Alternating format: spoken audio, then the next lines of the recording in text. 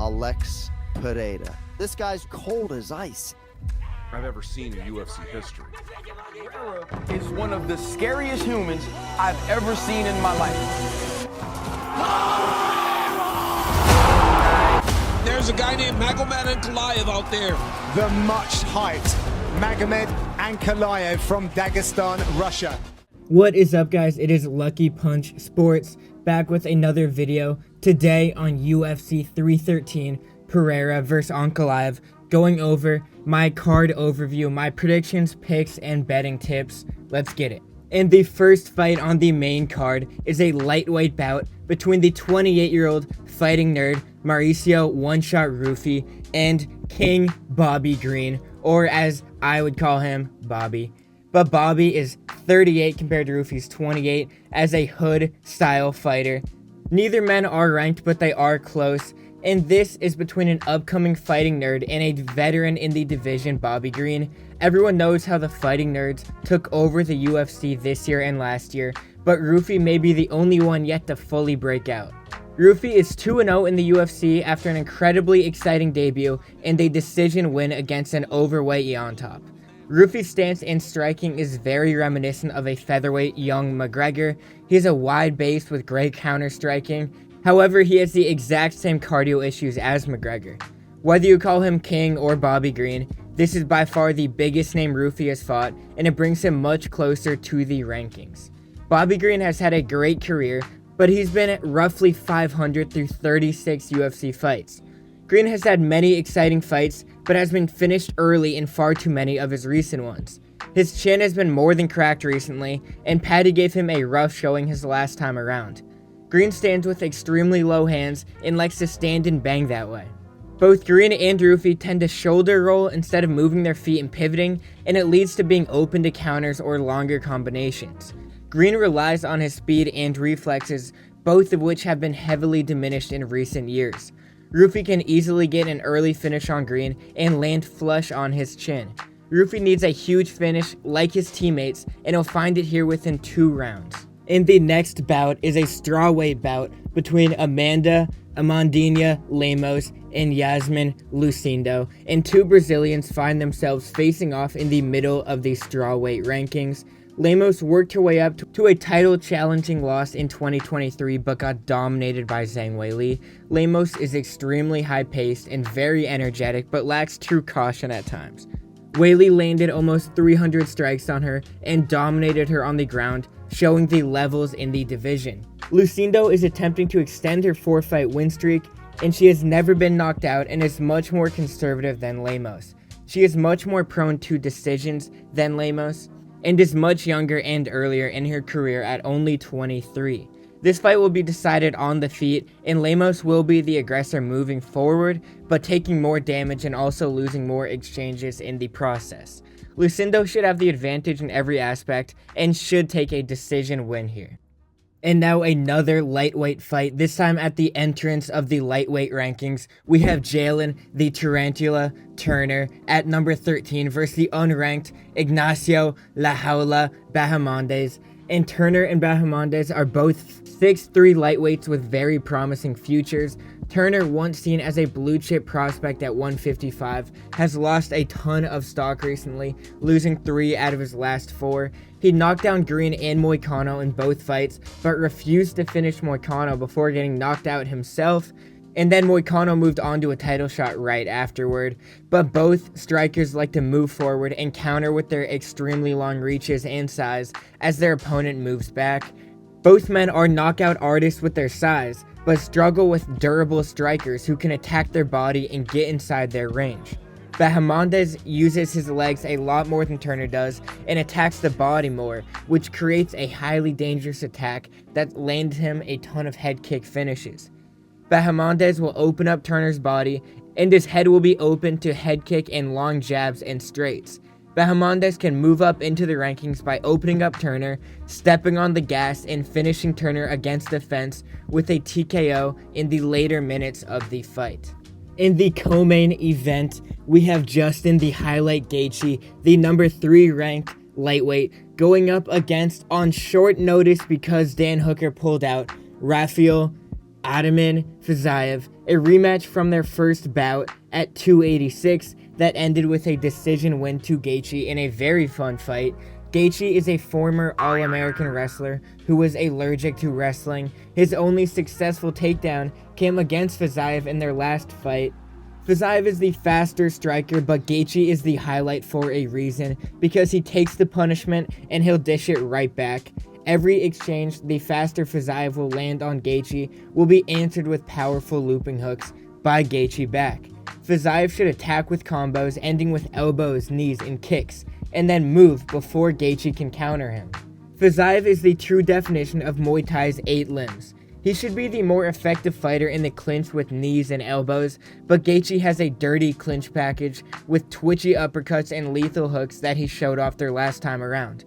Gaethje should look for takedowns, which he is good at when Fiziev is in clinch range to get one or both legs. This wrestling can tire and slow down Fiziev and win some points on the ground for Gaethje. However, he hates wrestling for some reason and mainly sticks with pure violence and bloodshed. Throughout Gaethje's UFC career, he has only fought ranked opponents, getting in absolute battles in every fight. This might even be the lowest ranked guy he's fought at 11, which is crazy, and this will be no different from these battles, as Gaethje has taken nearly a full year off since his historic knockout loss last April to Max. Fiziev, on the other hand, has been out since 2023 after he tore his ACL. Both fighters should be well rested and ready, but this is Fiziev's return to the octagon and doing so on short notice against Gaethje. And Justin Gaethje promises violence, and I think his kill or be killed mantra will ring true once again. In a back and forth battle, Gaethje will eventually get the upper hand and finish Fiziev in the 3rd round by TKO. In the main event, what you've all been waiting for, a light heavyweight title fight between Alex Pereira and Magomed the Moscow Mule Ankalaev. And Pereira is already on his 6th fight at light heavyweight, and he's already 9-1 in the UFC, coming from his kickboxing career, ready for his 4th title defense in the division. Ankalaev may be his toughest test yet at light heavyweight. Maybe it's his beard, maybe it's his last name, but the common perspective amongst many fans is that Ankalaev will be a dominant grappler against Pereira, a la Khabib, and Alex will be stuck grappling the entirety of the match. Ankalaev is a risky striker that has a ton of power and puts himself in very vulnerable positions to get KOs. He hasn't lost since 2018 when the Scotsman Paul Craig triangled him with seconds to go.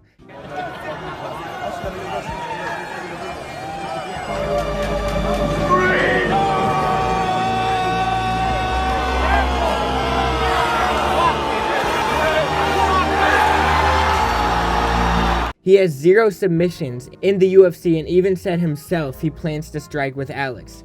Poeton's stone hands will clash with Ankalaev, and both men tend to leave their hands low to land more damage on their opponents. Pereira has been on a dominating run, but is somehow almost even on odds with Ankalaev. Ankalaev does have power, but leaves himself open with very loose striking to achieve his knockdowns. I think Alex is a much better striker with more power than Ankalaev. Alex is a much improved fighter overall than when he joined the UFC, or even when he fought Blachowicz in 2023. His grappling was non-existent back then, and people will be surprised how much better it will be when Ankalaev tests him this fight. It has to be said that Ankalaev took this fight during Ramadan, and is open with the fact that he is uncomfortable with that, and yet he still plans to strike with Alex. He should learn from Yuri, Hill, or Roundtree that you have nothing to prove on the feet in the cage with Alex. Ankalaev will find himself lunging into range to try and close the distance, while Alex will step back and counter with that mean check hook that almost acts as an uppercut from down low. Alex will find his chin and drop him to his knees. Alex can find his chin as early as round 1, but I predict a round 2 knockout on Ankalaev to keep Pereira's legendary run alive. All this being said, the fight game is a young man's game, and Father Time is undefeated against the greatest fighters of all time. Muhammad Ali, Mike Tyson, Conor McGregor. Alex can hold him off for now, but I'd be careful in future fights as the clock is ticking. And to show a little bit of credibility over the course of me covering the cards, my lock of the nights, if you need another leg on a parlay or you just need to see green after a bad night, I'm 15-4, not bad but getting better, and my main card picks are 60-39, looking to improve. And for my official main picks, for the first fight on the main card for Bobby Green vs. Ruffy, I'm taking Mauricio Ruffy one shot to hit Bobby Green with one shot in round 2 before he gasses out. Bobby Green has been cracked a lot and it will happen again. And then for Lemos vs. Lucindo, this is the first fight of the last 4 where the odds are completely even. So usually I find a few underdogs, but here I really couldn't find any because they're all exactly even. But I'm taking Lucindo by decision. She's younger, she's faster, and probably better. And then Jalen Turner versus Bahamondes. I think Turner is gonna get knocked out again. Bahamondes' kicks are so good. He attacks the body so well. So I'll take him by KO in round 2 or 3 against Jalen Turner to enter the rankings.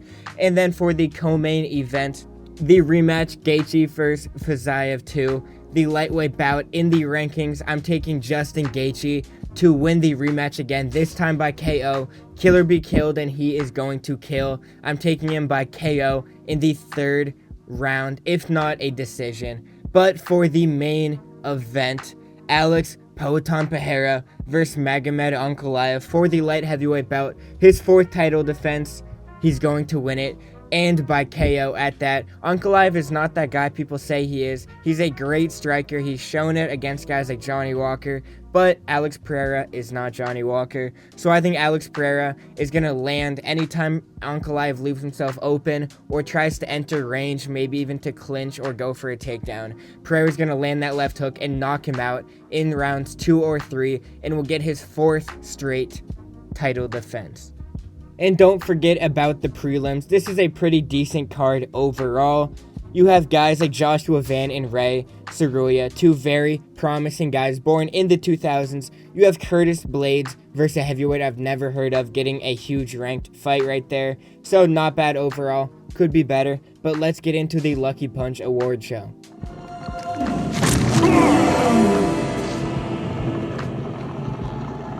Long live the king.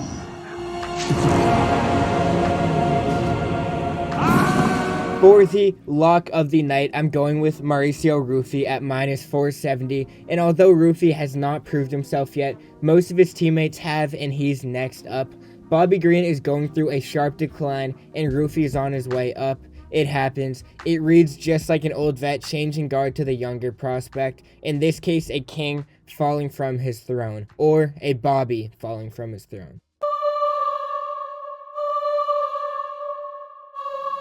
And the punchline of the night is Alex's toughest test yet in the division, Father Time, not Ankalaev. Just like my glorious King LeBron, he's leaving a legacy while fighting the best as he ages. He's 37 now, turning 38 this year. He's been on a crazy 10-fight run in the UFC. And he's still undefeated at light heavyweight, and his only UFC loss is still to Adesanya at middleweight. Alex is facing off against Ankalaev and Father Time as he makes his 4th defense and continues his legacy.